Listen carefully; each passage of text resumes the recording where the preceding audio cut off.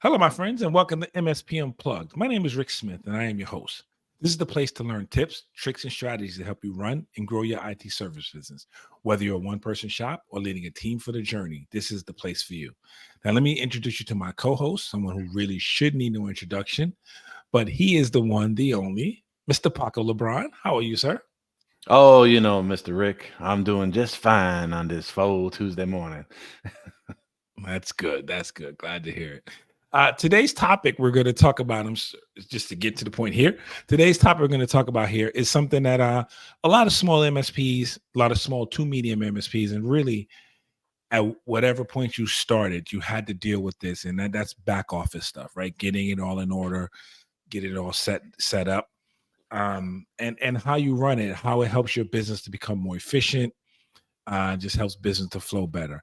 So, this is really what Paco and I'm going to talk about today is really a preview of a presentation that will be done at TechCon Unplugged.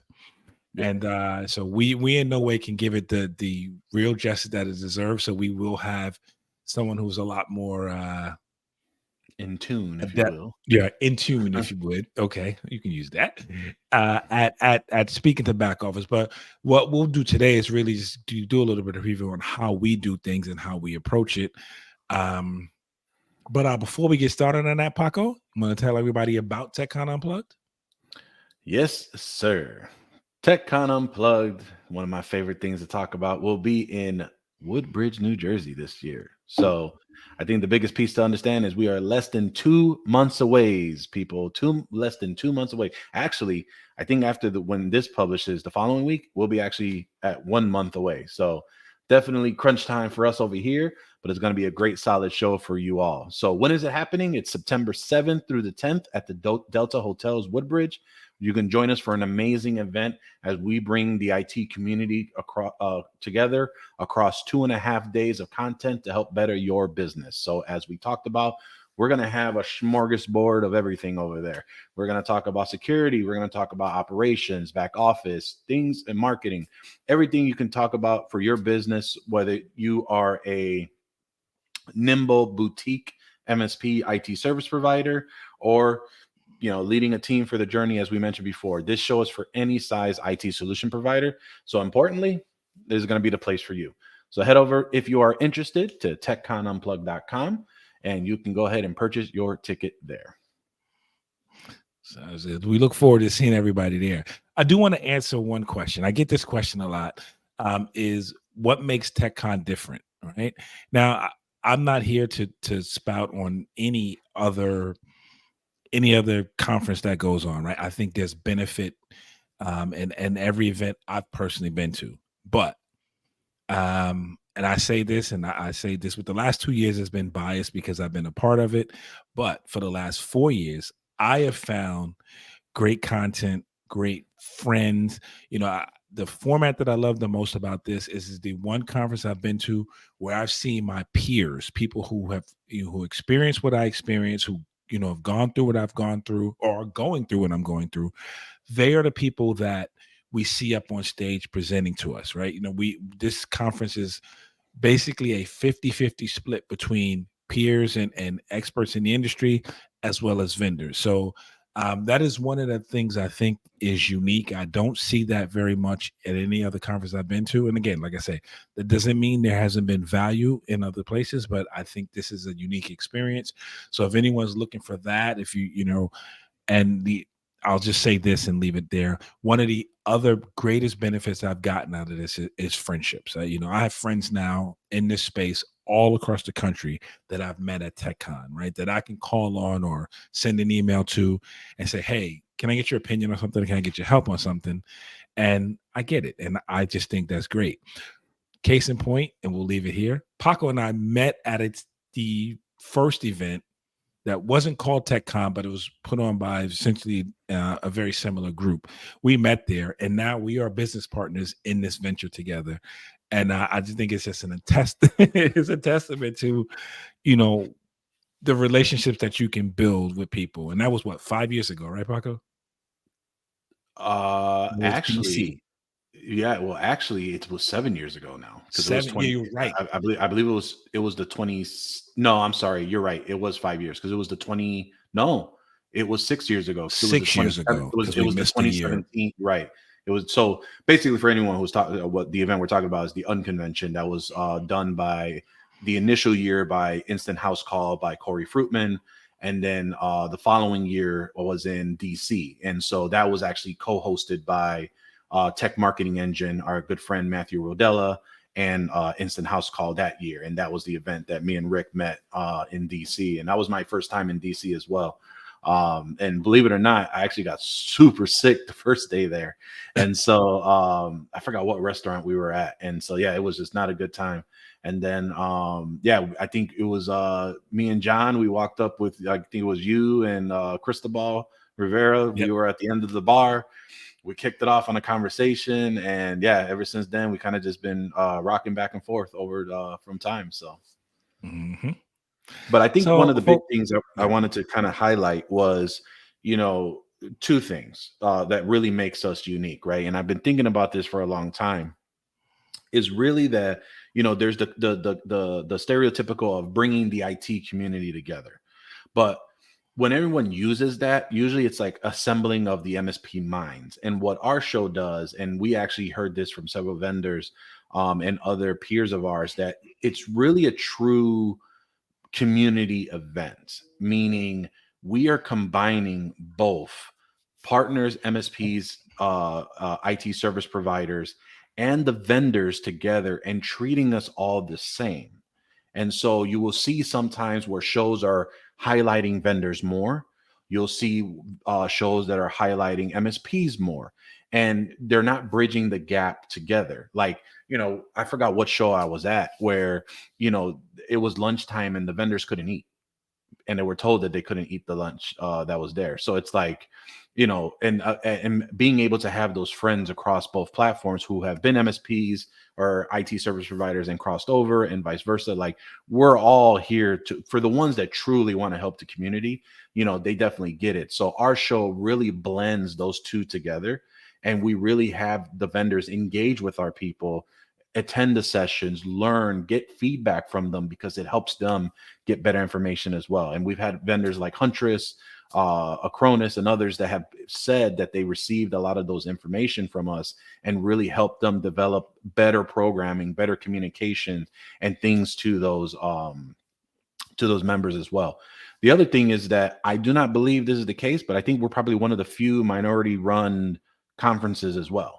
So we definitely wanted to make sure we highlight that, because I think for us, it's very important for people like us can see what we're doing, and they can pick and take what they can and to get where they need to go from there as well. So I would say, from those two, if those are any of those two things are your jam, definitely want to make sure you head over to TechCon on that long diatribe of me of describing that.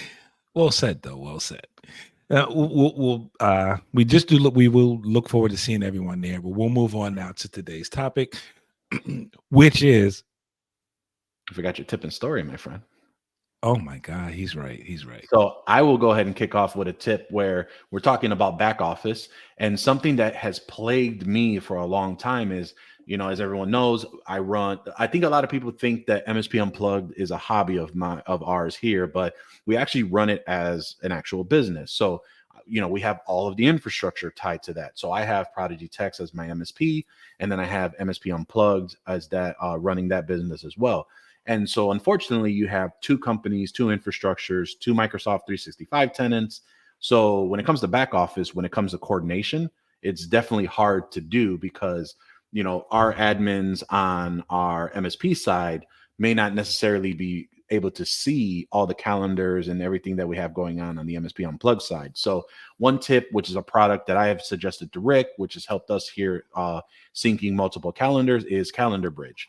Mhm. I think it's calendarbridge.com. We'll try and get Yes. that URL for the show notes, but basically what it will do is it will help sync your calendars all in one place.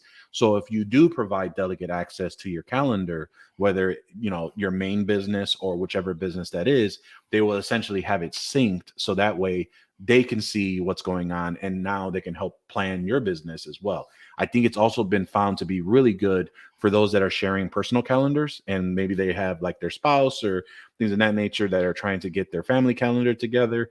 And then you have your work calendar. That's also been another edge case where this has been helpful for those entrepreneurs and business owners trying to achieve their work-life balance, and their back office can assist that if you do have someone that's kind of managing your calendar or booking your appointments, or for yourself, just so you can have it all in one place. So calendarbridge.com, definitely a great tool tip for those to get your calendar and hopefully your back office in order for scheduling.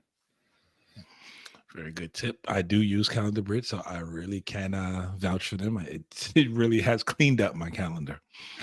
So yeah, because it was a mess. But anyway, that's I digress. I'm gonna give a quick story, and I promise to be quick. Um, Paco and I, of course, we've talked about this earlier in the week. I had a situation where I had a client who has a problem that I've been trying to solve.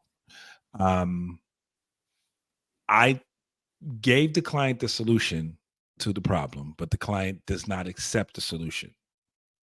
So, and just to I'll just say it. It is a situation where it's a server 2012 R2. We talked about this a couple of weeks ago about they're retiring now. They are October 25th. They will officially be October 10th. You're muted. They will officially be yeah, that's right. October 10th, they will officially be end of life for Microsoft. So anyway, the client's having a problem where who have extensive network experience. This is how I started the business. So I like to think I'm relatively competent, but when I can't answer something, I do go to the community. I'm not afraid to go and ask anyone for help because, the bottom line is if I sit there and be stubborn, I'm not gonna, I'm not helping anyone, and I'm hurting myself, and I'm hurting my business, and I'm hurting my client. So anyway, client has an issue. I tried all of the steps that we thought it could be, every single thing. I reached out to the MSP community, to the MSP Unplugged community, posted the problem. I got a host of suggestions. Some of them I've tried, some of them I had already tried. The rest I went ahead and tried to see if those would work. None of those worked. Talk to someone else who is an expert in server management, who told me, hey, this is just a problem with the server. It is that the software is old and it is not taking the command correctly, right? And it's just a glitch probably. The way to fix it is twofold. One, you reinstall the software to get a clean install to get it to work right, which you don't want to do. Or you're at the end of life anyway, get rid of that thing and move on up, right? Now, I'd already planned this and told a client this a year ago, warned them that, hey, we're coming towards the end of life on this server. We need to think about replacing it. So to make a short story long, the client did not accept that answer, that we couldn't fix it, that it was something in the server. Now, this is the second problem we've had where the server, that they wanted to run software or do something where 2012 R2 was not capable, right? It's just not capable. They needed a piece of software that needed SQL 2019. 2012 R2 cannot run SQL 1219. So I'm sorry, run SQL 2019. So anyway, I get an email from the client saying, hey, I bought a new switch and can you come and install it? So my question, you bought a new switch, why? So we talk on the phone. He says, hey, I reached out to my old IT guy that I had 7 years ago. He logged into the system, checked all of these things. He told me it's either got to be the switch, it's got to be the timer, or it's got to be the NIC card, right? He tests the NIC card, he tests the timer. The timer is when basically each time the server goes out to reaffirm that it has a connection to the map drives. So I had now the thing is, I'd already done all these things and I documented this and explained it to the client. On top of that, we'd already replaced the switch in April. So the client ordered a new switch now and wants me to put it in. Now it's not what we support. And he says, well, this is what my guy said we should always buy. Oh, the guy. So my thing is, if that's your guy, that's who should do this, right? because you obviously not, and I get it, you want a solution to your problem, and I take that, I get you want a solution to your problem, but I've given you what the solution is after all of the knowledge and all that, that I have. This is solution, and you don't like the solution because it costs.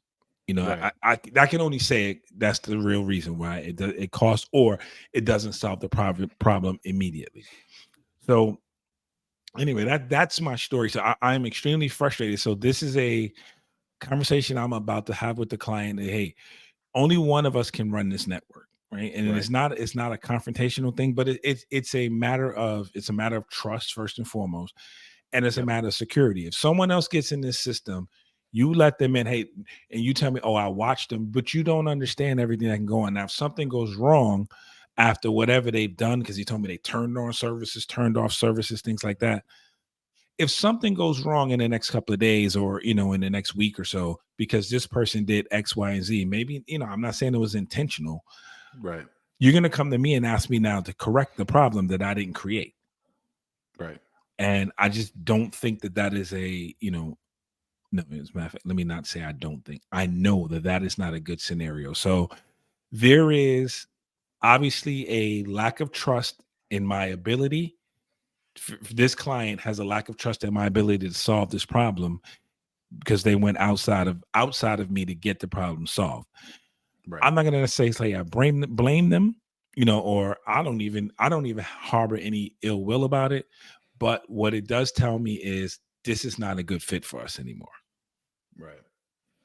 So Yeah, I mean, I think, just for my input on that, for those listening, if I was put in, and I have been put in that position before, we've just essentially did not, the phrase that comes to mind is the good old Bronx tale is dump him and dump him fast. So it's like, it is one of those where, um, a client is hiring you for your advice and your expertise. And sometimes they gel properly, and that's how you build the relationships. Sometimes they don't. And you should be able to understand that as well.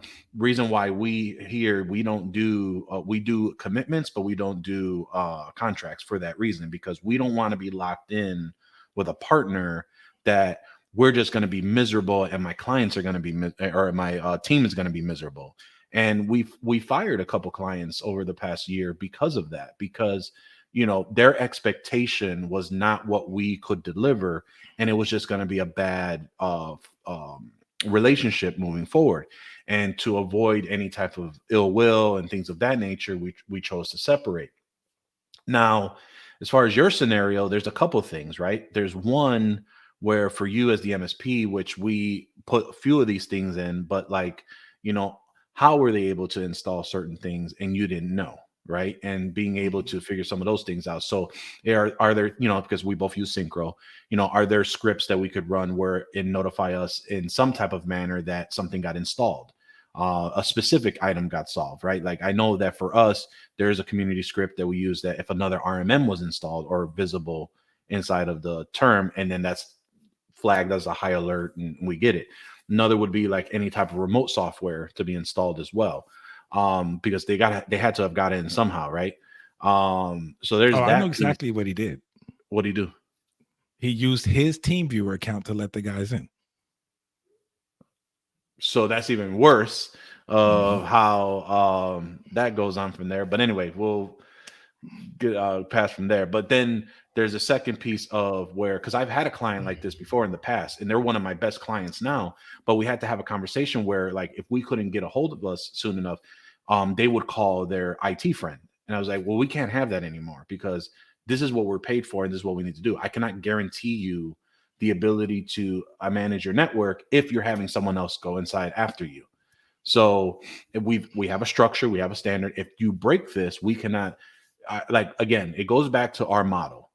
Our main goal is not to protect you. Shocker, that's not what we're here for. We're not even here to help mitigate your risk, although that is what we're trying to do. What the client needs to carry, and I've said this multiple times, is what we need to make you as defensible as possible so that you're not deemed negligent to your users. So what happens when this guy logs into your client server? He's got a bad Trojan or bad rogue or something on his side. He goes ahead and gets it sent in because who knows what kind of tools he was running on the server to determine some of these things. Who knows if he clicks the wrong thing or whatever, infects the network. Now you're blamed for it, right? And so it adheres your platform to do so.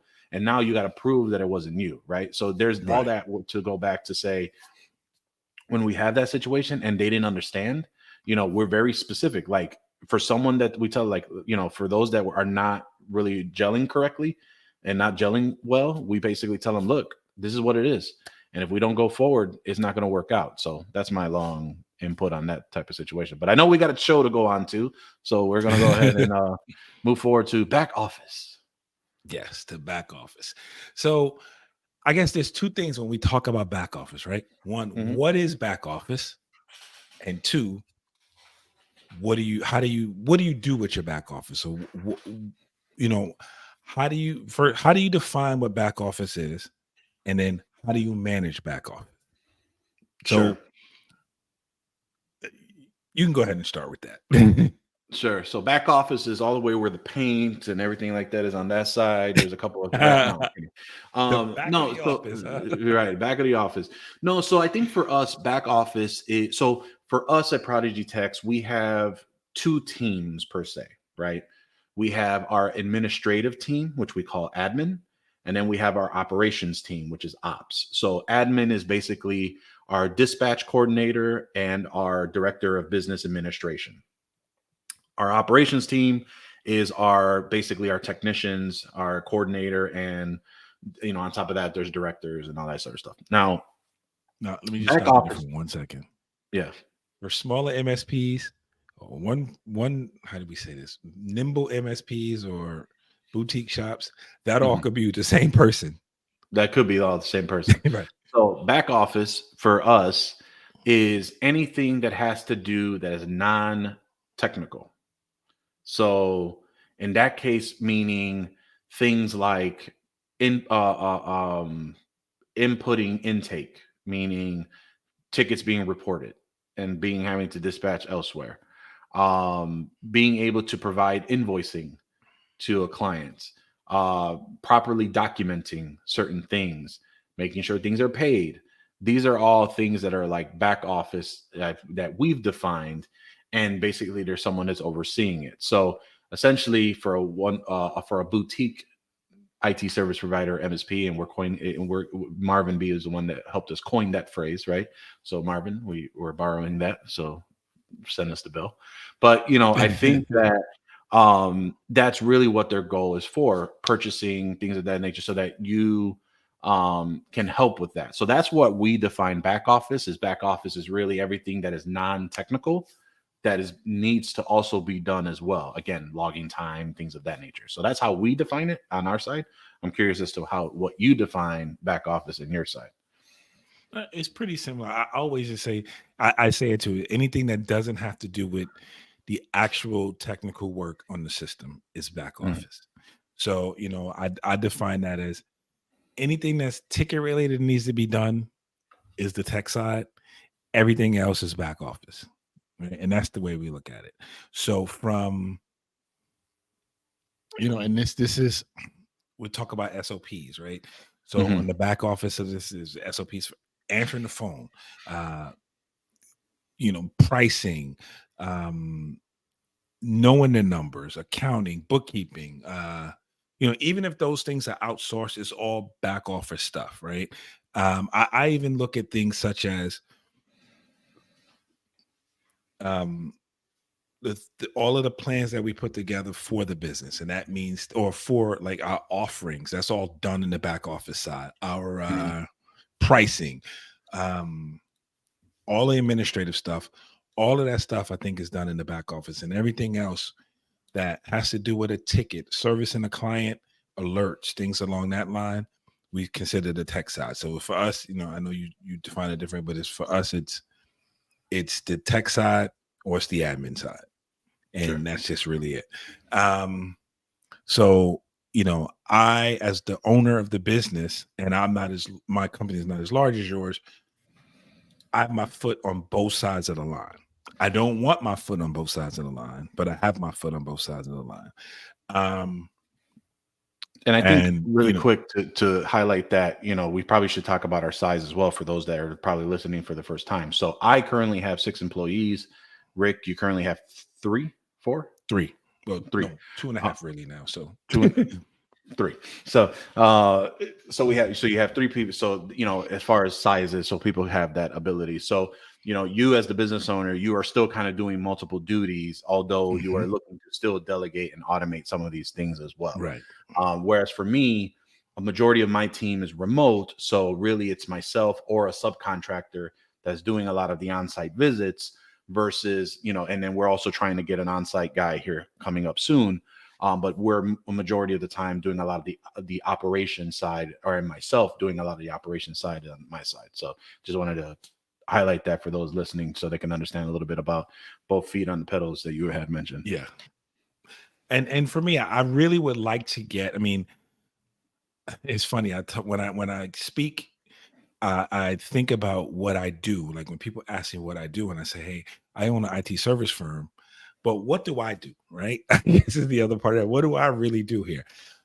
I'm technical. I like to fix things, right? I like you to come to me with a problem, and I go all out and try to fix it. As a business owner, particularly when you're small and you have to be, there's that term nimble, right? You have to be nimble. You have to be able to work on the tech side, work on the admin side, because if you don't, one of them's going to fall.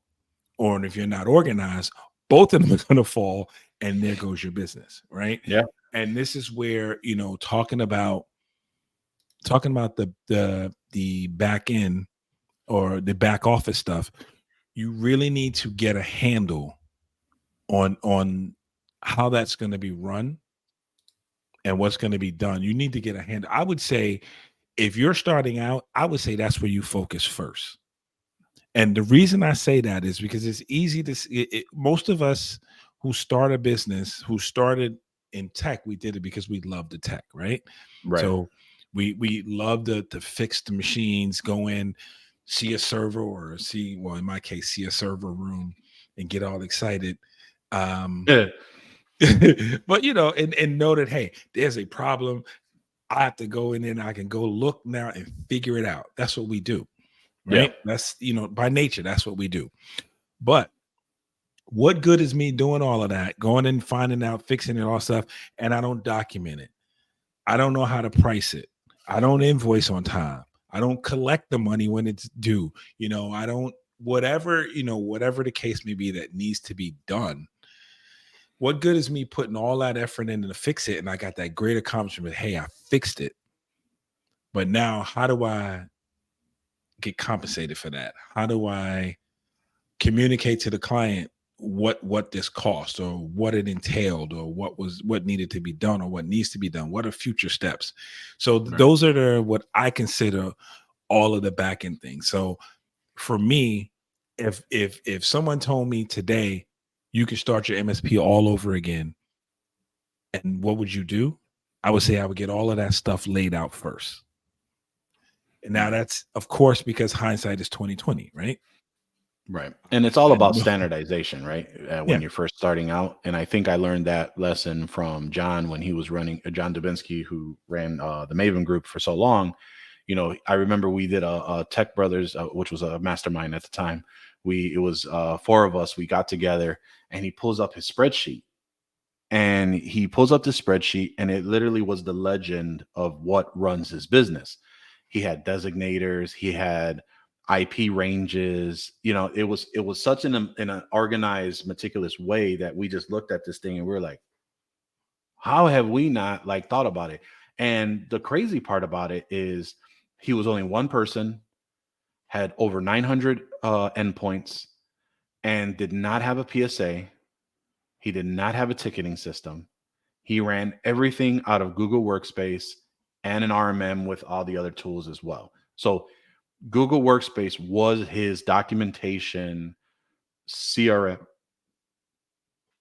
everything managed in his that back realm. end, his back His end, back end, back you end. know, And then obviously his wife helped with a lot of the payables and the invoicing and stuff. So it's just, it was crazy on how he was able to set it all up and do all that, because it's one of those where, like you just said, you have to lay it out in order to go ahead and do so, to have that better, right? um Again, it goes back to like the Phoenix project, trying to figure out what's your biggest issues of work and how do you limit those bottle of restraints and stuff like that, and bottlenecks. So um but yeah, my And personal opinion, yeah, go ahead. I'm sorry to cut you off. You No, can I was just finish. gonna say my personal opinion is, if you can get a back end person like that can handle that type of stuff, that Yes. would be my first hire, if you can do it or outsource it or something of that nature. If you can get a contractor or a virtual assistant or something like that. Yeah, I agree with that wholeheartedly, because that end of it, and it's like you said, to mitigate, like using the Phoenix project example, right? Hmm. To mitigate the unplanned work, you need a process, right? You Right. need you need a process, and we jump into the do of doing the fix, Hmm. but we don't focus on the how, or the how we're going to get to that point, or how we're going to so I think again a back office person would probably be I would say too, if you can, that should be your first hire. Everybody wants to get a tech, or but an admin takes so much burden off of you first, right? Right. And then that person, you could just initially have hired them as an admin to maybe just answer the phones or do a few different things for you. Right. And as they learn the business, if they're a real go-getter or a real value asset, they will take a lot more burden off of you as you're doing things. That person may become the person who runs the back office, right? Right. Because they will know, I guess I'll jump back for a second. One of the things about running your own business is only you know where all the bodies are buried, right? Or where all the bones are hiding, right? Or So, landmines, et cetera, et or the cetera. landmines, right? Exactly. You know who you owe. You know who you have to collect from. You know what you did, what you're doing right, what you're doing wrong. All of those things, and if only you know it, this may lead to another category on that's coming up at TechCon. But if only you know it, if something happens, you're screwed. Well, your business is Mm. screwed, Oh yeah. right? Because now they're So, coming to you to figure all that out as well. And if you're unavailable, it's right, going to be a bad day. And I've been there many of exactly. times. Mhm. So it's um getting that back office in order is one step. I say, along with coming up with processes, and we talked about this a little earlier, but along with coming up with processes and how you're going to do things, it's important to know why you're doing things, Right. why you're charging what you charge, Hmm. right? What is the justification for your cost? And this is not something for your customers, this is for you. Right. What is the justification for what you charge? How do you determine your pricing? How do you determine what you're going to spend money on? These are all things that are important in your back offices, in your Right. back office. Like we talk about today, we talked earlier about, I have a spreadsheet that I use for pricing, right? I put all the products I use. I create my for those who don't know, I think I've spoken on this before. I charge on a different structure, right? I use a user, device, platform structure. So I charge for all three of those things, Right. and I know what goes into each one, right? And that's based on what I'm paying for a particular product and all of these things, but that all fits in. Um, what I didn't figure out, and until recently, someone said this to me: do you actually, we've heard the term burden cost before, right? Or Hmm. employee burden. We've heard, and I guesstimated that number, and I've been running with the same number, and I know exactly where I got the number from. I did it and I'll just say this: I did a demo with Enable, which was this was way back when there was a difference between Enable and what was it, GFI. Yeah. GFI Max. I forgot what Enable's product was called then. And one of the things they gave me was a spreadsheet to help me with this. And we sat down at that point and they helped me with the burden rate, right? And I Mhm. had been using that number ever since. But one day I'm like, I need to know what that is. Like, is that still accurate? What it is? How does it calculate it? All those things. So anyway, I figured out that I'd been a little low on that number.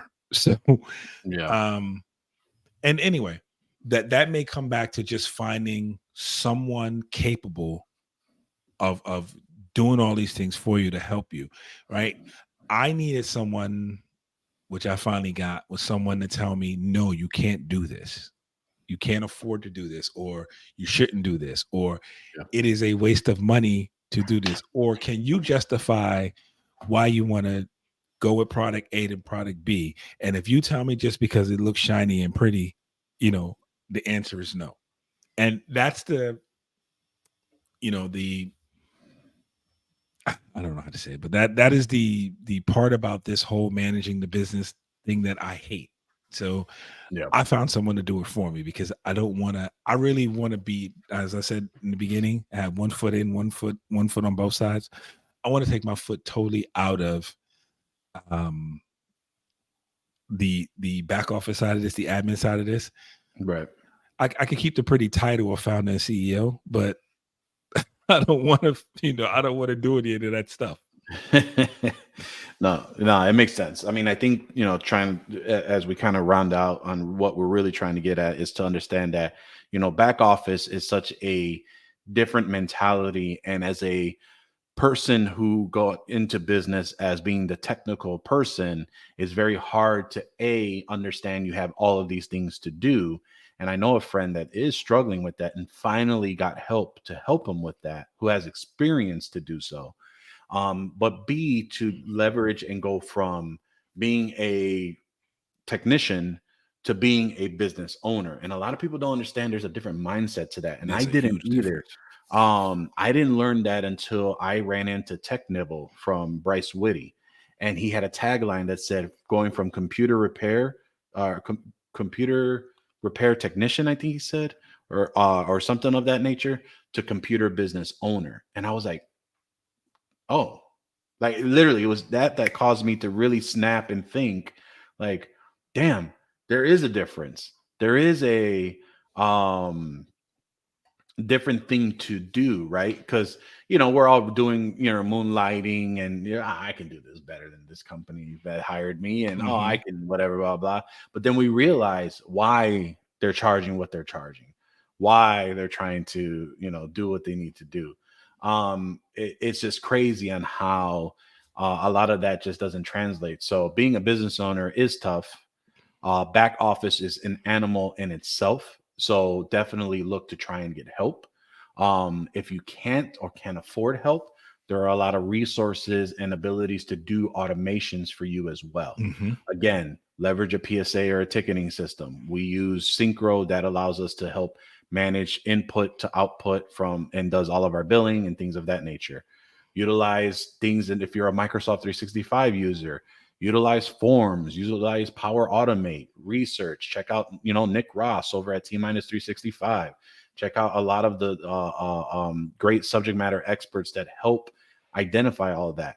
And really where it all comes down to is get to fundamentals, build your foundation, really figure out where you're struggling, identify how you can solve that without you being involved. And if it all fails, record yourself all day. So that way you can just make Hmm. sure you can just do your videos. And if you ever needed to show someone, you're like, oh, I did something the other day about this. Here you go. And that's going to go a lot further than where you are today. So just get to that 1% better, and then you'll be a lot better than you were before. I think that's a good, excellent point. Two things I want to pull out of that: definitely the video recording, because that can be passed on. And then when like one of the things we talked about this before, one of the things I was doing was recording the steps for my tech. And then when he figured out how to do it, or he looked at what I did and he figured out better ways, quicker ways, more efficient ways, I said, record it. You do it now, right? You set that precedent. And make that the new standard. If it works, if it's, as long as we're not cutting corners, we're keeping to our values, then you record it and you make that, you make that decision, and we'll put that in the library now as the new way to do it. And the second thing you talked about was automating, right? I think that is probably the key to this, because what you get pretending, definitely depending on your size, but either way it should be done, I'll say that it will save you a lot of time, right? It saves a lot of manual work, that things that can be automated, that can, even if it's one or two steps, getting from your CRM to an email, to an appointment, is all done automated. That saves some time, that saves some steps, right? Yep. Whether it's, once you put in a ticket, it automatically gets billed, or whatever it is that you do, those steps take time, and they also alleviate, forgetting. Like I said, when I started and it was just me, I would go do a job and then get so busy with the second job, I forget to invoice the first job.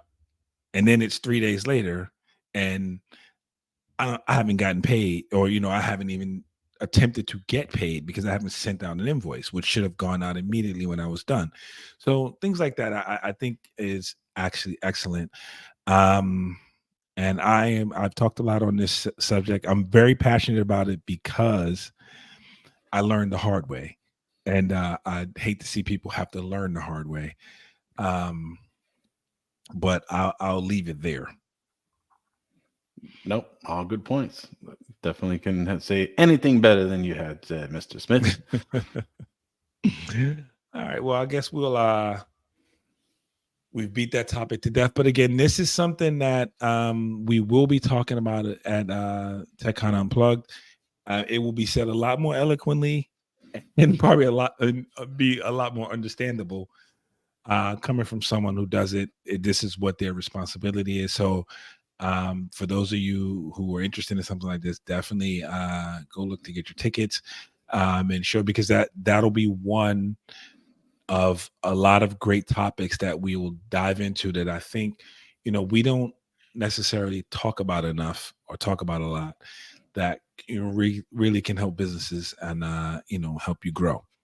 Yep. So that session will be Automate to Elevate by our own Jason Miller and Rachel Miller. So definitely check that out. And the TechCon Unplugged this September 7th through the 10th.